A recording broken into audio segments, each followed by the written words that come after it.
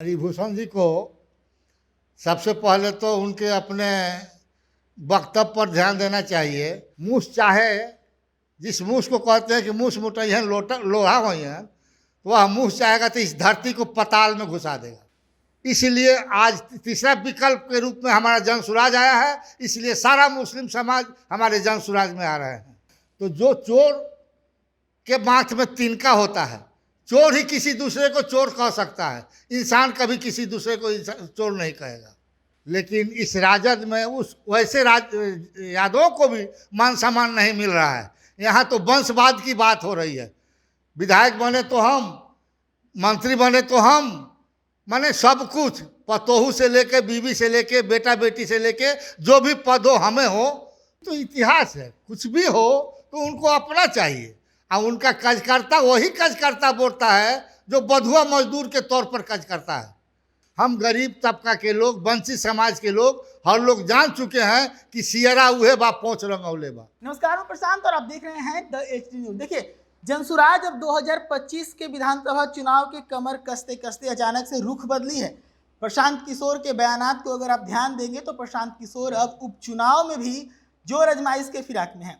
लेकिन इन सबसे पहले जो बिहार की राजनीति का सबसे बड़ा मुद्दा होता है जातीय समीकरण, इसको लेकर भी कई तरह के बयानात जो हैं अब आने लगे हैं जनसुराज के तरफ से भी और अन्य पार्टियों की तरफ से भी।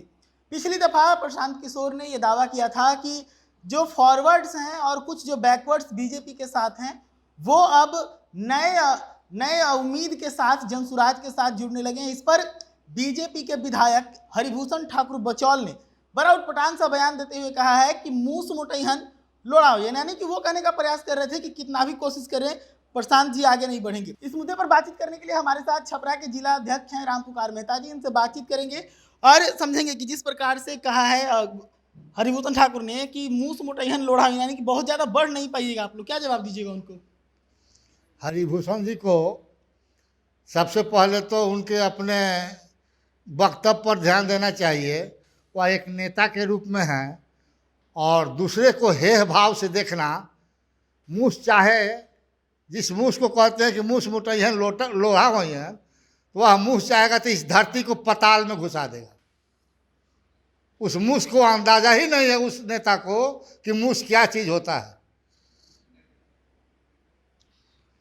MY समीकरण को लेकर भी अब जो है आप लोग के तरफ से प्रशांत जी भी और बहुत सारे आपके नेता हैं जो कह रहे हैं कि राजद से दोनों खिसक रहे हैं।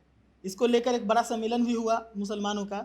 इसके बाद भी वो लोग कह रहे हैं कि मुस्लिमों का वोट आप लोग खरीदिएगा और बीजेपी को बेच दीजिएगा, जो राजद की तरफ से आरोप है। देखिए, कहने के लिए तो जब आप आगे बढ़िएगा तो पीछे आपका एंटी लोग तरह तरह की बात करेगी। उस बात से हम लोगों को कोई फर्क नहीं पड़ता है। रह गई मुस्लिम समाज की, तो मुस्लिम समाज को आज तक मोदी जी का भय दिखा करके, भाजपा का भय दिखा करके इन राजद वालों ने ठगा है। और आज उस सत्ता में जब राजद है, 30 सालों से उस मुस्लिमों का वोट लेते आया हुआ है, उनकी हकमारी को मारा है, उनके हक को आज तक उन लोग मारते आया है। उस अभाव में हमारे मुस्लिम समाज को कोई तीसरा विकल्प नहीं था कि वह तीसरे जगह जाए। उधर मोदी एक तरफ पहाड़ है तो एक तरफ खाई है। इसलिए आज तीसरा विकल्प के रूप में हमारा जन सुराज आया है, इसलिए सारा मुस्लिम समाज हमारे जन सुराज में आ रहे हैं। लेकिन वो तो कह रहे हैं कि आप लोग मुस्लिम करके उनका वोट खरीदिएगा, बेच दीजिएगा बीजेपी को। ये तो कहने के लिए कुछ भी कहें, वोट खरीदने की बात नहीं है। वोट खरीदने वाले तो यही लोग हैं जो हम कमज़ोर तबके के लोगों को, मुस्लिम समाज के लोगों को, वंचित समाज के लोगों को तारी दारू और 500 रुपया पर खरीदते आए हैं। तो जो चोर के माथ में तिनका होता है, चोर ही किसी दूसरे को चोर कह सकता है, इंसान कभी किसी दूसरे को चोर नहीं कहेगा। आप जहाँ से आते हैं यादव बहुल क्षेत्र है, लालू जी का पकड़ वहाँ तगड़ा है, कैसे दीजिएगा जवाब अगले चुनाव में? लालू जी का पकड़ था लेकिन आज नहीं है। लालू जी के पकड़ को उनके ही कार्यकर्ताओं ने माने मिट्टी में मिला दिया है। जिन कमज़ोर तबका के लोग लालू जी का पूजा करते थे, उन्हीं कमज़ोर तबका पर लालू जी का कार्यकर्ता जाति समीकरण बता करके, जाति सूचक बोल करके गालियां देते हैं, उन पर दबाव डालते हैं, उनके यहाँ कोई विकल्प नहीं था, तो उब करके हमारे कमज़ोर तबका के लोग मोदी जी को वोट दे रहे थे।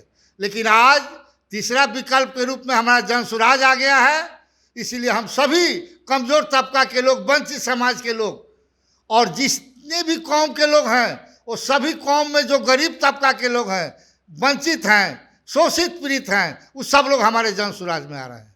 देखिए, देश को आज़ाद हुए लंबा समय हो गया, कई पार्टियों को यहाँ के लोगों ने देखा है, कांग्रेस को देख लिया, भाजपा को देख लिया, राजद, जदयू सबको देख लिया।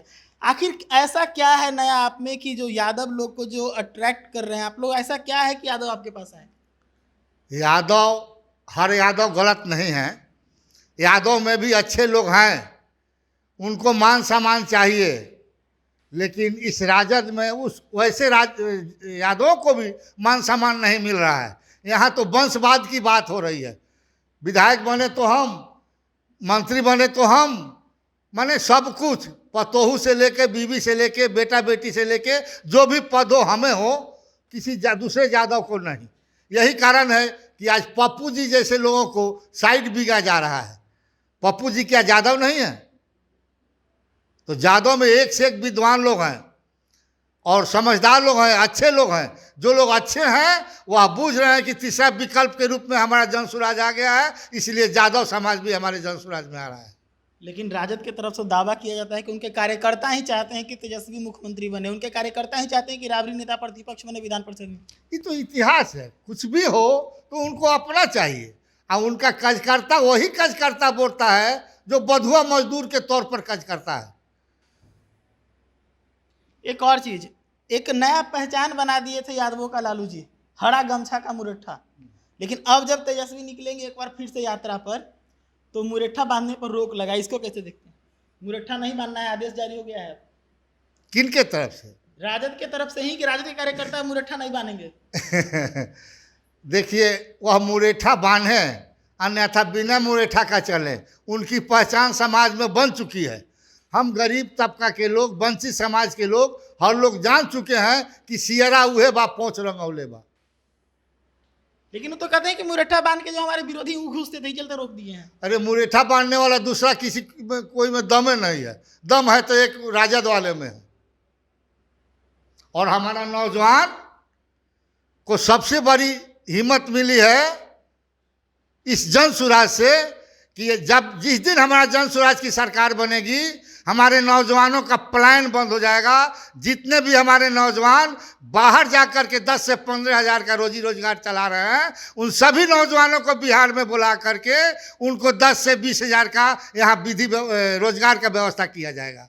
इसलिए कि उतना नौकरी तो बिहार में है नहीं, नौकरी देना यह संभव बात नहीं है। हम लोग झूठा वादा किसी से नहीं करते हैं, लेकिन बिजनेस करा देने का यह पूर्ण व्यवस्था हमारे प्रशांत जी रखेंगे।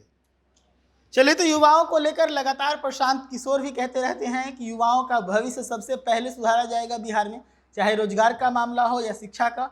बिहार में जो पलायन हो रहा है उसको रोकेंगे। और भी कई सारे मुद्दों पर हमने बातचीत की। जनसुराज के जिलाध्यक्ष थे हमारे साथ, कई सारे मुद्दों पर उन्होंने अपनी राय को रखा। आप भी अपनी राय रखिए और जुड़े रहिए कमेंट सेक्शन में।